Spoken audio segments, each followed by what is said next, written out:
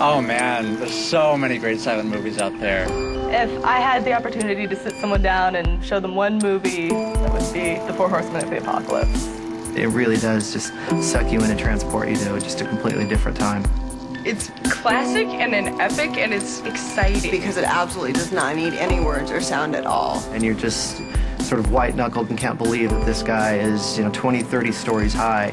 And there's this huge wash of water shooting down, and there's all these poor extras being swamped by this flood. It's just one of the most beautiful scenes I have ever seen. I cry every time. If there was a chance to do something new or different, they would take it. I guess silent movies are an acquired taste. No, the people who say that are just haters.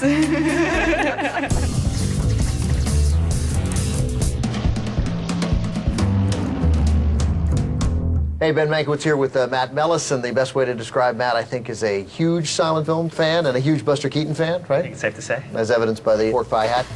Silent films. So there's more than just throwing a pie in somebody's face and a couple of title cards. You think there's a lot of complexity there? Yeah, they relied on a lot of visual metaphors and visual poetry, which has kind of fallen to the wayside with sound when everything became very literal.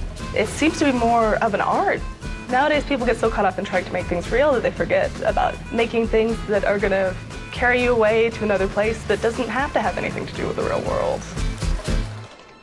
I got into silent movies when she forced me to, kind of. Because I was homesick, and all of a sudden it was Silent Sunday on TCM, and Claire Bow was on, and I loved it. I thought she was just the most adorable thing I'd ever seen. And then it was, oh, silent movies, you have to watch this. And so we started learning more and more about different people, Charlie Chaplin, Claire Bow, all that kind of stuff. It's very, very important to see one on a big screen with live music. Part of the joy of seeing the movies in theaters is that communal, that crowd.